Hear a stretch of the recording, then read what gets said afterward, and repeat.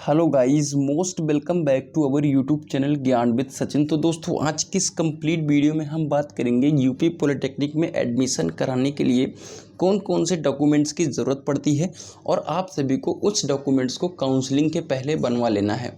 अभी फ़िलहाल हाल ही में एंट्रेंस एग्ज़ाम ख़त्म हुआ है और आप सभी के पास अभी प्रॉपर टाइम है इन डॉक्यूमेंट्स को मेंटेन करने का। तो अगर आप सभी पॉलिटेक्निक में आराम से एडमिशन लेना चाहते हैं बिना किसी दिक्कत के, तो आप सभी को इन डॉक्यूमेंट्स को बनवा लेना है।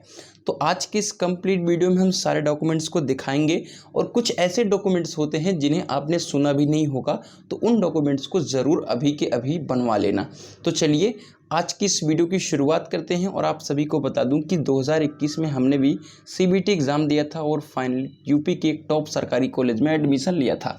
तो आप सभी के यूपी के एक सरकारी कॉलेज में एडमिशन डॉक्यूमेंट से रिलेटेड सारी नॉलेज मिल चुकी है। उस नॉलेज को आप सभी तक प्रोवाइड करने की कोशिश कर रहे हैं और आप सभी चैनल से बने रहिए। काउंसलिंग से रिलेटेड, कॉलेज मिलने से रिलेटेड, कॉलेज में एडमिशन से रिलेटेड सारी जानकारी आपको इस चैनल पर सबसे पहले मिल जाएगी। तो चलिए गवर्नमेंट पॉलिटेक्निक सहारनपुर की तरफ चलते हैं और राजकीय पॉलिटेक्निक सहारनपुर की तरफ से ये इन्फॉर्मेशन है, इसको देखते हैं। देख सकते हैं प्रवेश लेने का समय 10 से 1 और 2 से 5, यानी पॉलिटेक्निक कॉलेज जो चलता है वो 10 से 5 के बीच में चलता है और वहाँ पर 1:20 पर लंच होता है और 2 बजे फिर से लंच ख़त्म होता है। ये हमारे पॉलिटेक्निक कॉलेज का रूल है। हर एक पॉलिटेक्निक का 10-20 मिनट का भले फ़र्क हो सकता है।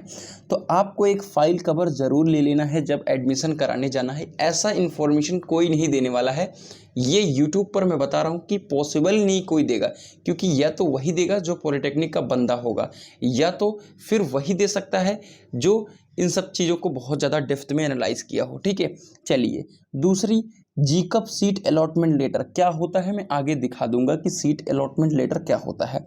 जीकअप का एडमिट कार्ड, अब बहुत सारे बच्चों का ये डाउट रहता है कि मैंने जो एडमिट कार्ड ले गया था कॉलेज में जहाँ पेपर देने जाना था, वहाँ वाला एडमिट कार्ड अब खो गया है या पानी में भीग गया, ये हो गया वो हो गया। ठीक है, ऐसी कोई बाउंडेशन नहीं होती है एडमिशन लेने के लिए कि आपको वही एडमिट कार्ड लगाना है। नहीं, कोई सा भी एडमिट कार्ड आप लगा सकते हो। एडमिट कार्ड शुरू से लेकर अंत तक लगेगा, तो उसका पीडीएफ डाउनलोड करके रखना अपने फ़ोन में। ठीक है, जीकअप की मार्कशीट, जो आपका रिजल्ट आएगा, स्कोर कार्ड आएगा, उसको ज़रूर रखना, उसकी भी पीडीएफ बनाकर रखना। उसका भी काम बहुत ज़्यादा लगने वाला है हर जगह पर। लेटेस्ट पासपोर्ट साइज़ फ़ोटो, कम से कम 8 पासपोर्ट साइज़ फ़ोटो यूज होगी आपके पूरे काउंसलिंग के दौरान, आपके डॉक्यूमेंट वेरिफिकेशन में और आपके कॉलेज में 2 लगती है और डॉक्यूमेंट वेरिफिकेशन में 2, लेकिन 4 आप एडिशनल अपने पास रखना इंपॉर्टेंट हो जाता है। ठीक है, दूसरी बात, इस वीडियो को शुरू करने से पहले जो आप सभी क्रम संख्या देख रहे हो ना, ये क्रम संख्या आपके डॉक्यूमेंट वेरिफिकेशन सेंटर पर और आपके पॉलिटेक्निक एडमिशन सेंटर पर, यानी जिस कॉलेज में एडमिशन हो रहा है आपका, जब एडमिशन कराने जाओगे तो वहाँ पर यही ऐसे ही क्रम में लगा रहेगा। आप सभी का कुछ इसी तरीके से झुरुक्स होगा, जहाँ से ये फ़ोटो ली गई है तो आपको वहाँ पर एक्सेल पर के चीज़ों को दे दिया गया है। तो आपको इसी ऑर्डर में पहले फाइल कवर रहे, उसके बाद अलॉटमेंट लेटर रखना है, फिर एडमिट कार्ड रखना है, फिर मार्कशीट रखना है, फिर पासपोर्ट साइज फ़ोटो रखना है, फिर 10th की मार्कशीट और फिर 10th का प्रमाण पत्र। 10th की मार्कशीट और 10th का प्रमाण पत्र ये होता है कि अगर आपने सिर्फ 10th किया है तो आपको 10th की मार्कशीट लगानी है और आपके 10th की ट्रांसफ़र सर्टिफिकेट लगानी है। ठीक है, अगर आप सभी का पॉसिबल हो तो काउंटर साइन करवा लेना।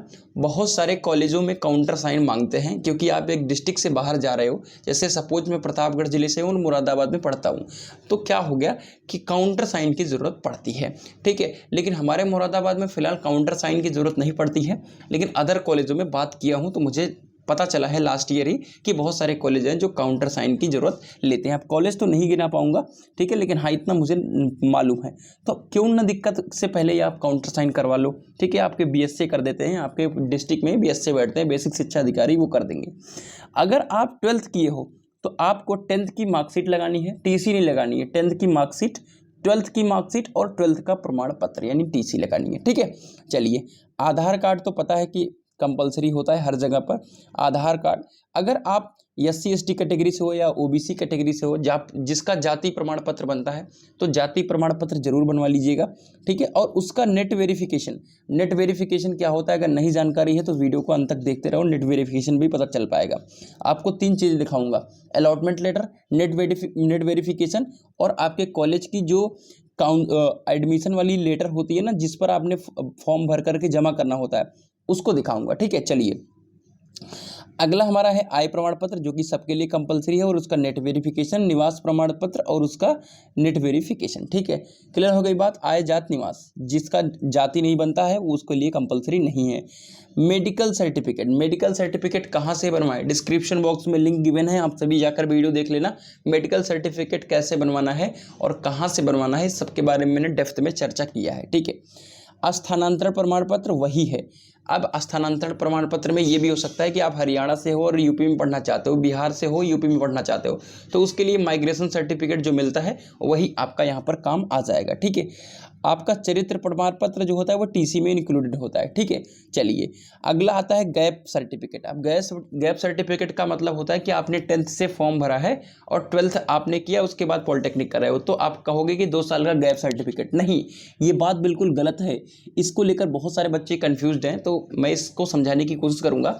सपोज करिए मैंने 2020 में अपना 2018 में मैंने 10th करा और 2020 में अपना इंटर करा और 2021 में मैं अपना पॉलिटेक्निक करना स्टार्ट किया। तो ऐसा नहीं है कि मुझे 2 साल का गैप बनवाना है।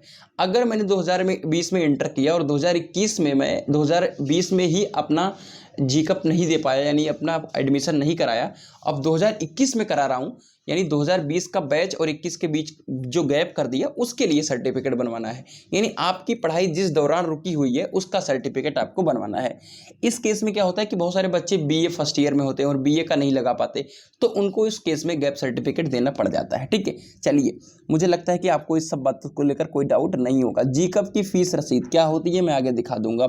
इंस्टीट्यूट फीस रसीद क्या होती है मैं दिखा दूंगा, और आगे इंस्टीट्यूट फीस रसीद, ठीक है, दोनों चीज़ एक ही चीज़ लिखा, कोई दिक्कत नहीं। एंटी रैगिंग, एंटी रैगिंग क्या होता है और कैसे बनवाएं, डिस्क्रिप्शन में लिंक दे दूंगा, आप सभी जाइएगा। एंटी रैगिंग आप सभी को उस वीडियो को देख लीजिएगा। और एंटी रैगिंग हमेशा लगेगा, हॉस्टल में लगेगा और कॉलेज दोनों में लगेगा एंटी रैगिंग। ठीक है, और हॉस्टल कैसे अलॉट होता है उसकी भी वीडियो मैंने बना दी है, तो डिस्क्रिप्शन में उसका लिंक मिल जाएगा। ठीक है, लोकल गार्जियन का आधार, ऐसा कुछ नीड नहीं है। ठीक है, अपने पिताजी का ही लगाना, कोई दिक्कत नहीं है। और लिफाफे 22, ये आपके अलग अलग कॉलेजों का है, तो आपका 10, 20, 50 जो लगना होगा लगेगा, और हमारे कॉलेज में ऐसा कभी कुछ नहीं लगता है। फेविकोल, गम की बोतल, स्टेपलर, ऑल पिन, और आप सभी के A4 सीट अपने साथ लेकर जाएं। उन सभी प्रमाण पत्र स्वहस्ताक्षरित कर जमा करें। ध्यान दीजिए, ये बात क्या है कि जितने भी आपके ये 26 यहाँ पर मैंने दिखाए हैं, उनका आप सभी को फ़ोटो कॉपी कराना है। कितना फ़ोटो कॉपी कराना है मेरे प्यारे साथियों? 3 कॉपी करानी है। कितनी?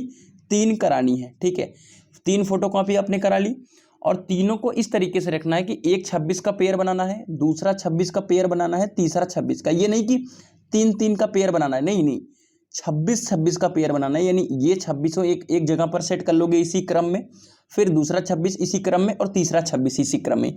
और सभी पॉलिटेक्निक कॉलेज में यही क्रम रहने वाला है, बहुत ज़्यादा डिफरेंस नहीं आएगा। 1-2 का डिफरेंस आएगा तो उसे आगे पीछे कर लेना जहाँ अपने कॉलेज में जाना। ठीक है, और हर एक जेरोक्स पेपर पर आपको साइन करना है। ठीक है, हर एक जेरोक्स पेपर पर नीचे क्या करना है, आपको साइन कर देना है, जिससे आप सभी का वो एक्सेप्ट कर लेंगे। ठीक है, तो इस बात का आप सभी ध्यान रखिएगा कि नीचे आपको ऐसे साइन कर देना है और हर एक पेपर पर साइन कर देना है। ठीक है, अब हम अपने दिखाते हैं उन चीज़ों को जो आपके एडमिशन के दौरान यूज होती हैं। तो जैसे ही आप कॉलेज जाओगे, आप बताओगे कि ये मेरा एडमिशन हुआ है, तो आप अलॉटमेंट लेटर मांगेंगे। क्या मांगेंगे आपसे?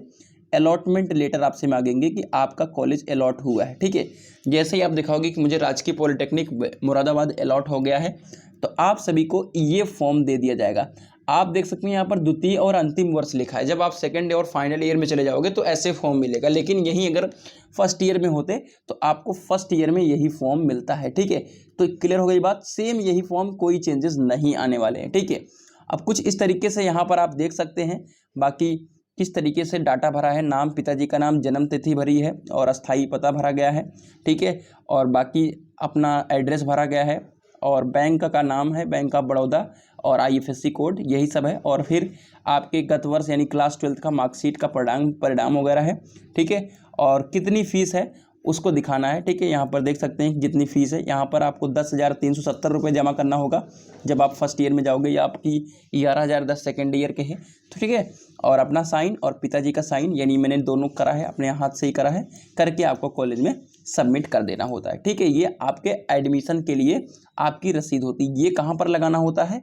ये फाइल कवर के बाद नंबर 1 पे यही लगता है। ठीक है, उसके बाद इसके नीचे जो भी डॉक्यूमेंट्स होते हैं वो लगते हैं। ठीक है, क्लियर हो गई बात। और आपको ऐसे ही राइट साइड में अपनी फ़ोटो लगा देनी होती है और इस पर क्रॉस साइन भी करवाते हैं। ठीक है, वो आप सामने जब जाओगे तो क्रॉस साइन करवा लेंगे। ठीक है, ये है आपका प्रोविजनल सीट अलॉटमेंट लेटर। कुछ इसी तरीके से आपको प्रोविजनल सीट अलॉटमेंट लेटर देखने को मिलेगा। देख सकते हैं चॉइस नंबर 5 है और मेरा गवर्नमेंट पॉलिटेक्निक मुरादाबाद अलॉट हुआ था, 2021 का सीन है।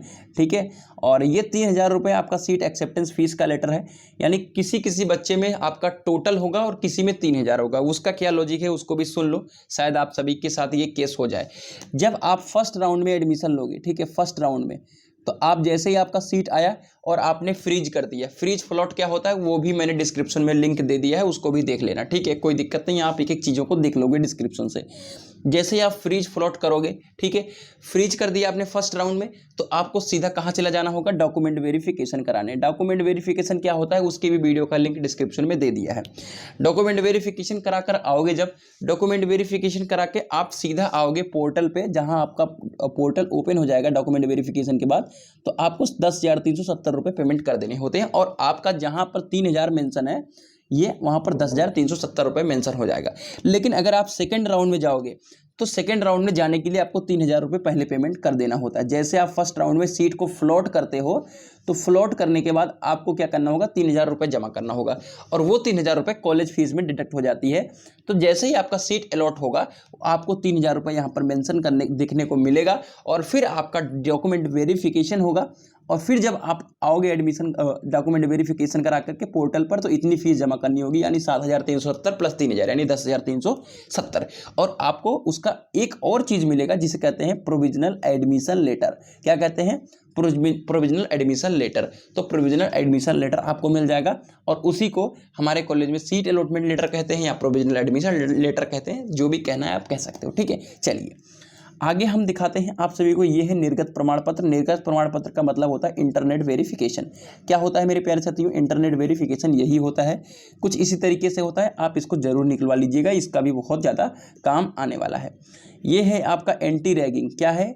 Anti ragging certificate. कैसे बनवाना है मैंने आपको डिस्क्रिप्शन में लिंक दे दिया है, एंटी रैगिंग सर्टिफिकेट आप बनवा लेना। ठीक है, चलिए कुछ इसी तरीके का होता है और इसकी कॉपी करा लेना, कई कॉपी करा लेना, क्योंकि यही कॉपी बहुत ज़्यादा यूज होने वाली है। ठीक है, चलिए एंटी रैगिंग सर्टिफिकेट आपका बन गया और आप देख सकते हैं यहाँ पर। और इस तरीके का आपका चालान मिलता है, जो कि 1172 रुपये का मैंने चालान फिल किया था 2021 में। ठीक है, तो ये चालान आपको कॉलेज से मिलेगा। ये आपकी 4 कॉपी मिलेगी, 4 कॉपी। ठीक है, एक पर लिखा, 2 पर लिखा रहेगा, एक बैंक कॉपी होगी, एक स्टूडेंट कॉपी होगी और एक इंस्टीट्यूट कॉपी होगी, 2 बैंक कॉपी होगी। तो 2 बैंक रख लेगा और एक आप स्टूडेंट रख लोगे और एक इंस्टीट्यूट में ले जा करके जमा कर दोगे। ठीक है, तो जो आप सभी के यहाँ पर मैंने स्टार्टिंग में जो दिखाया था इंस्टीट्यूट फीस रसीद, देखिए स्क्रीन पर आ जाइए, यहाँ पर लिखा था ना इंस्टीट्यूट फीस रसीद, कहीं लिखा होगा इंस्टीट्यूट फीस रसीद। ठीक है, इंस्टीट्यूट फीस रसीद, तो इसी तरीके का होता है इंस्टीट्यूट फीस रसीद। ठीक है, क्लियर हो गई बात। चलिए, ये आपका चालान हर एक कॉलेज में जमा होता है। जो अमाउंट 1172 है, ये अमाउंट थोड़ा आगे पीछे हो सकता है, लेकिन जमा हर करना होगा। तो इसी को कहते हैं डीडी। क्या कहते हैं? ये डीडी कहते हैं या चालान कह सकते हैं, कुछ भी कह सकते हो। ठीक है, चलिए इसके बारे में मुझे कोड वर्ड के बारे में नहीं पता। ये 2300 रुपये किस चीज़ की फ़ीस है मेरे प्यारे साथियों? ये हॉस्टल की फ़ीस है।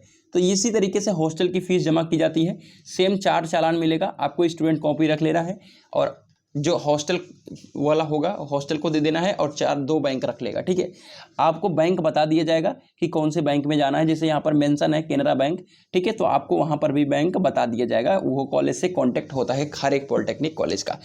तो आज की इस कंप्लीट वीडियो में सारी चीज़ें मैंने बता दी है। डिस्क्रिप्शन बॉक्स में जितने भी लिंक गिवन होंगे सबका एक एक बार वॉच कर लेना, आपको बहुत सारे डाउट वहाँ से क्लियर हो जाएंगे। और कोई भी और डाउट होगा तो कमेंट कर लेना।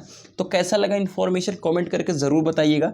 आप सभी के लिए ऐसे इन्फॉर्मेटिव वीडियो लाता रहूँगा। तो मिलता है एक नई वीडियो के साथ, तब तक के लिए good bye tata, love you all.